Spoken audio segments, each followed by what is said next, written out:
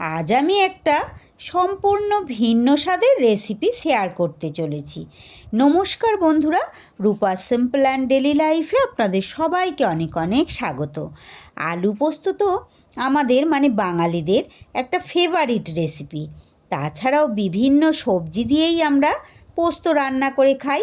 তবে আজ আমি তৈরি করেছি একদম ভিন্ন স্বাদের একটা রেসিপি, ডাল পোস্ত।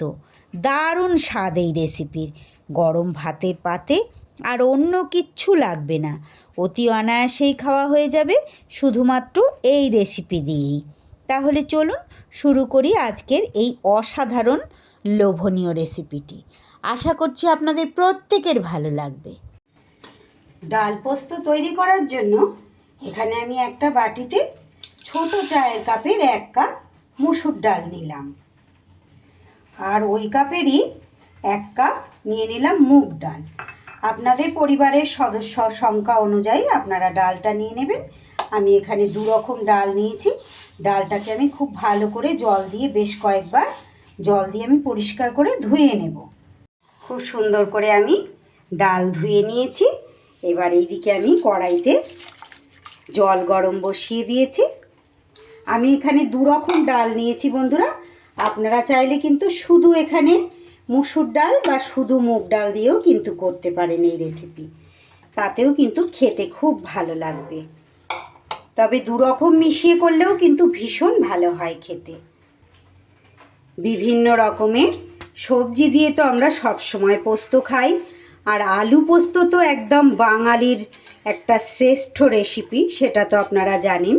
কিন্তু সব সময় তো কোনো রেসিপি একঘেয়ে আমাদের ভালো লাগে না। একবার এইভাবে আপনারা ডাল পোস্ত খেয়ে দেখবেন বন্ধুরা, কতটা সুস্বাদু হয়, তারপর আমাকে এসে বলবেন। ডালের জলটা এমন দিতে হবে বন্ধুরা যে ডালটাও সিদ্ধ হয়ে যাবে, অথচ জলটাও কিন্তু মরে যাবে, একদম কমে যাবে। জলটাও যেন একদম গায়ে মাখা মাখা হয়ে যায় ডালের। বেশি জল কিন্তু একদমই এখানে ব্যবহার করা যাবে না। ডালটা আমি সিদ্ধ করে নেব। ডালটা আমার সিদ্ধ হতে হতে আমি এদিকে মশলাটা তৈরি করে নেব বন্ধুরা। এখানে মিক্সির বাটিতে আমি ভর্তি 3 টেবিল চামচ পোস্ত নিয়ে নেব। পোস্তর পরিমাণটা যতটা বেশি নেবেন, পোস্তর যে কোনো রেসিপিতেই কিন্তু ততই স্বাদ হবে। পোস্তটাকে আগে শুকনো করে একটু গুঁড়িয়ে নেব। পোস্ত আমি গুঁড়ো করে নিয়েছি। এইবার এর মধ্যে ঝালের জন্য আমি 3টে কাঁচা লঙ্কা দিয়ে দিলাম, আর একটু জল দিয়ে এটাকে একটা মিহি পেস্ট আবারও তৈরি করে নেব। সুন্দর করে মিহি পেস্ট আমার একটা পোস্তর তৈরি করা হয়ে গেছে। এরই সাথে এখানে আমি 3টে মাঝারি সাইজের পেঁয়াজকে একটু মিহি করে কেটে নিয়েছি। পেঁয়াজের পরিমাণটাও এই রেসিপিতে একটু বেশি লাগবে বন্ধুরা। এদিকে ডালও কিন্তু আমার শুকনো হয়ে গেছে, সিদ্ধ হয়ে গেছে।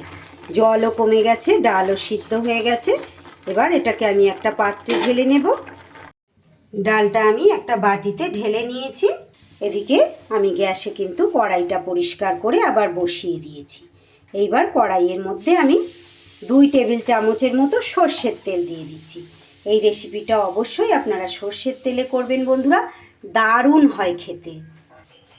তেল গরম হলে তেলের মধ্যে দিয়ে দিচ্ছি একটু নুন, আর ফোড়নে দিয়ে দিচ্ছি একটা শুকনো লঙ্কা। ফোড়ন থেকে সুন্দর গন্ধ বেরোলে এবার আমি কেটে রাখা পেঁয়াজটা দিয়ে দিলাম। আগেই বলেছি আপনাদের 3টে মাঝারি সাইজের পেঁয়াজ কিন্তু আমি কেটে নিয়েছিলাম।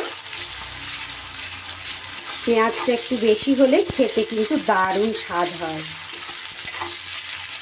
গরম ভাতের পাতে এই রেসিপি যদি থাকে না বন্ধুরা, আপনারা আর কিচ্ছু খুঁজবেন না, শুধু এই রেসিপি দিয়েই কিন্তু পুরো ভাতটা খাওয়া হয়ে যাবে। আমার রেসিপিগুলো আপনাদের কেমন লাগছে বন্ধুরা? প্রত্যেক দিন আমি সুন্দর সুন্দর কমেন্ট পাই, তাও আজও আবারও জিজ্ঞেস করছি, যারা নতুন এসেছেন তাদের উদ্দেশ্যে বলি, প্লিজ বন্ধুরা, আমার রেসিপি যদি আপনাদের ভালো লেগে থাকে, আমার চ্যানেলটা যারা এখনও পর্যন্ত সাবস্ক্রাইব করেননি তারা আমার চ্যানেলটা সাবস্ক্রাইব করে আমার পাশে থাকুন, পাশে থাকা বেল আইকনটা অন করে রাখুন, যাতে যে কোনো ভিডিও আপলোড করলে সাথে সাথে আপনাদের কাছে নোটিফিকেশান পৌঁছে যায়। আমি প্রত্যেক দিনই আমাদের হাতের কাছে ঘরে যে সমস্ত উপকরণ সব সময় আমাদের ব্যবহার হয়, সেই সমস্ত উপকরণ দিয়েই চেষ্টা করি লোভনীয় রেসিপি প্রত্যেক দিন আপনাদের সঙ্গে শেয়ার করা। সেটা যারা প্রত্যেক দিন আমার রেসিপি দেখেন তারা তো জানেনই।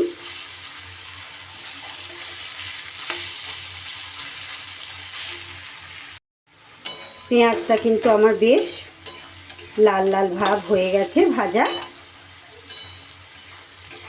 এইবার আমি এর মধ্যে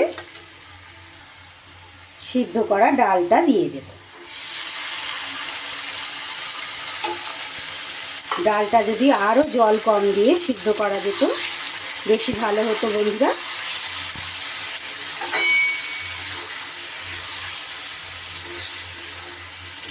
এইবার ডালের জলটা আরও আমি ভালো করে শুকিয়ে নেব।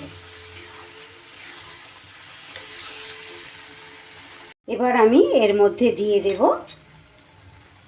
খুব সামান্য একটু হলুদ গুঁড়ো। হলুদটা একদমই অপশনাল বন্ধুরা, আপনারা চাইলে নাও দিতে পারেন। আর কালারের জন্য এখানে হাফ চা চামচ আমি কাশ্মীরি লঙ্কার গুঁড়ো দিয়ে দিলাম। এবার ভালো করে মিশিয়ে নেব। আমার কিন্তু গ্যাসটা হাই ফ্লেমেই করা আছে।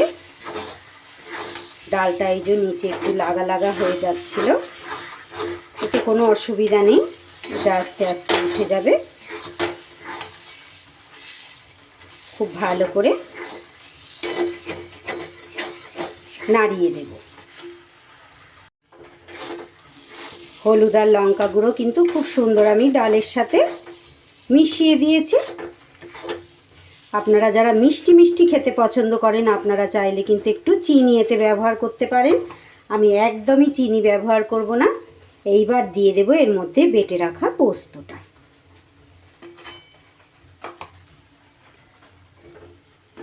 পোস্তটা দিয়েও কিন্তু খুব ভালোভাবে আমার নাড়াচাড়া করে নিতে হবে, সুন্দর করে মিশিয়ে নিতে হবে পুরো ডালটার মধ্যে। পোস্তর সাথে ডাল কিন্তু আমার খুব সুন্দর করে মেশানো হয়ে গেছে, আর ডালও অনেক শুকনো হয়ে গেছে। এবার এই পর্যায়ে দিয়ে দেব আমি দুটো কাঁচা লঙ্কা, কাঁচা পাকা লঙ্কা চিড়ে দিয়েছি। আমি পুরোটা চিড়ে দিইনি, একটু মুখটা ফাটিয়ে দিয়েছি। পুরোটা চিড়ে দিলে যদি ঝাল বেশি হয়ে যায়, সেই জন্য ঝালটা আপনারা আপনাদের স্বাদ অনুযায়ী দেবেন। আমার বাটা কাঁচা লঙ্কা দেয়া আছে, তাই জন্য চিড়ে দিলাম। সব শেষে দিয়ে দেব একটু কাঁচা সর্ষের তেল। এই কাঁচা তেলটাতেই আরও ভীষণ সুন্দর একটা স্বাদ আসবে। এইবার সুন্দর করে মিশিয়ে দেব। এত সুন্দর একটা মিষ্টি গন্ধ বেরিয়েছে যে কি বলবো।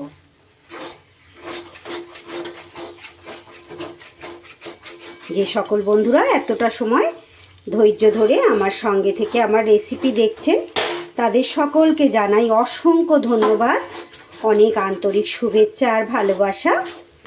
যে সকল বন্ধুরা আজ নতুন এসেছেন তাদেরকেও অনেক অনেক ধন্যবাদ, অনেক শুভকামনা। খুব ভালো করে তেলটা মিশিয়ে নিলেই রেডি হয়ে যাবে আমার আজকের ডাল পোস্ত।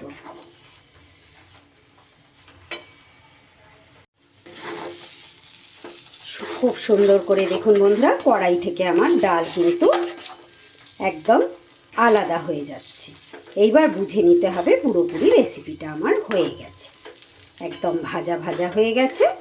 এবার আমি গ্যাস বন্ধ করে দেব।